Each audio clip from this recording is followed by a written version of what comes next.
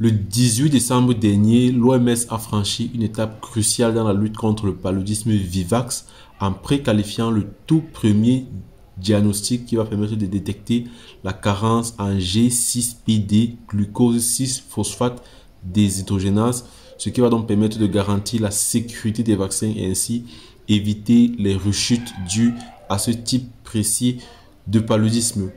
Bonjour à vous les amis, bienvenue sur Parlons de santé publique, une chaîne dans laquelle on publie du contenu lié à la santé publique, que ce soit l'information, que ce soit la formation liée à ces disciplines-là.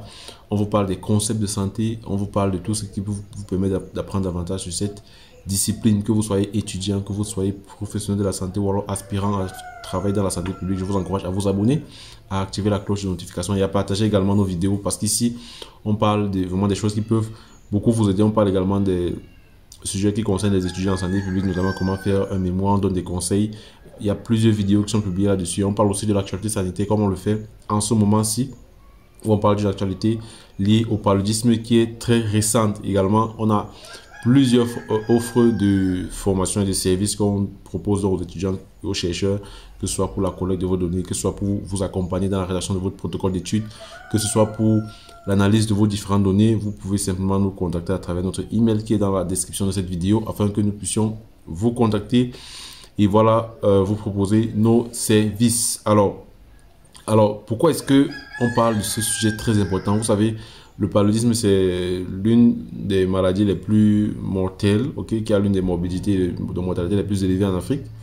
Et l'OMS vient de franchir une étape cruciale dans la lutte contre un type précis de paludisme, ce qu'on appelle le paludisme vivax, le P-Vivax, qui est responsable de plus de 9,2 millions de cas en 2023 et qui affecte beaucoup plus les pays qui sont hors Afrique subsaharienne.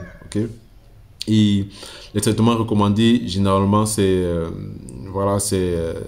la primaquine, la tefénoquine, qui préviennent les rechutes, mais qui peuvent aussi provoquer des effets secondaires graves chez les personnes qui sont atteintes d'une carence en G6PD, glucose 6-phosphate déshydrogénase. Donc, c'est important cette préqualification que l'OMS vient de faire parce que justement, ce paludisme vivax là qui est concerné, qui fait dans l'objet de notre attention, c'est responsable de plus de 9,2 millions de cas de paludisme en 2023.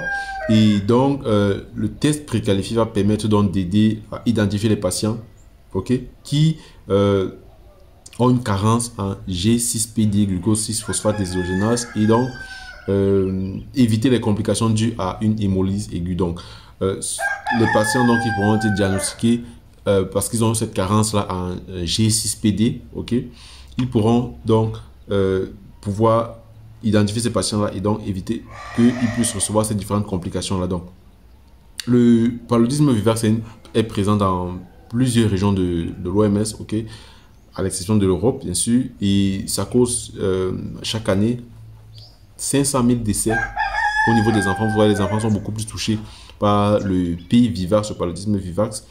Et ce test-là standard G6PD, qui est fabriqué par Biosensor, ça va fournir des résultats en quelques minutes pour savoir est-ce que vous avez cette carence-là ou est-ce que vous n'avez pas cette carence-là. Et donc, on peut utiliser ça au chevet du patient pour savoir exactement quel est le statut du patient et donner le traitement approprié. Donc, ça, ce sont des avancées importantes de l'OMS et il y aura donc également une harmonisation du processus, c'est-à-dire que il y aura, d'après ce que l'OMS a annoncé, des processus parallèles pour améliorer l'élaboration des recommandations pour les produits de santé essentiels et leur préqualification. Il y a d'autres choses qui arrivent et ça va permettre également de réduire les délais pour acheminer les produits vers les pays à faible revenu.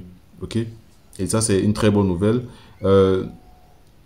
Ça, on a espoir que ce test standard G6PD, c'est véritablement une solution innovante pour le traitement du paludisme. Alors maintenant, on va parler d'un tout autre sujet qui concerne également la santé publique. C'est le tout premier cas de Mpox qui a été annoncé en Sierra Leone. Comme vous pouvez le voir ici, on voit cette lettre-là qui a été faite, cette press release, qui a été rendue par le directeur exécutif, le professeur Fordé Sarr, et qui annonce donc le tout premier cas de Mpox qui est apparu en Sierra Leone, depuis que l'Organisation mondiale de la santé a déclaré la Mpox comme étant une urgence de santé publique de portée internationale en août 2024, dont le premier cas a été confirmé le 10 janvier. Donc, voilà, je ne sais pas quand cette vidéo paraîtra, mais on parle du 10 janvier, donc c'est assez récent. Et il y a eu donc le test de 34 cas, ok, au niveau du laboratoire. Donc, le patient, c'est un homme âgé de 27 ans qui vit dans le district rural de West End. Okay. Et il y a également donc, le contact tracing qui est conduit par les équipes du ministère de la Santé pour voir quelles sont les personnes qui ont été en contact avec lui et donc suivre ces différents cas-là. Donc voilà deux actualités importantes que je voulais partager avec vous aujourd'hui. On a l'OMS qui a réussi à préqualifier le nouveau test qui va permettre de détecter les patients qui ont une carence en G6PD, et on a également la Sierra Leone qui a eu son tout premier cas de Mpox, okay, depuis que l'Organisation mondiale de la santé a déclaré Mpox comme étant une urgence de santé publique de portée internationale en août 2024. Voilà le sujet que je voulais partager avec vous dans cette vidéo. N'oubliez pas de commenter, et voilà, si vous avez des actualités qui vous paraissent également.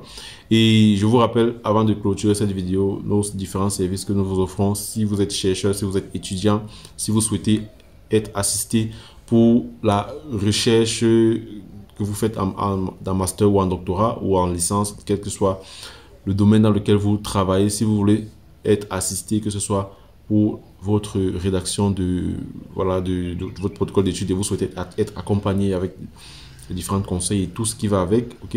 Si vous souhaitez qu'on vous aide dans votre revue de la littérature, qu'on vous accompagne de manière assez détaillée pour vous rendre aussi être capable vous-même de pouvoir le faire par la suite, nous avons à votre disposition plusieurs personnes assez expérimentées qui peuvent donc vous accompagner. Également, si vous souhaitez l'accompagnement, que ce soit pour l'identification de votre sujet d'étude, si vous avez des idées, vous voulez qu'on vous aide à bien ficeler votre recherche, si vous souhaitez qu'on vous aide également dans la collecte de vos données, vous voulez par exemple collecter vos données et vous voulez obtenir de l'aide, si vous souhaitez également obtenir de l'aide pour l'analyse de vos données, que ce soit l'analyse qualitative, que ce soit l'analyse quantitative, ou alors vous souhaitez simplement que nous vous aidions à faire la relecture et la correction de votre document final.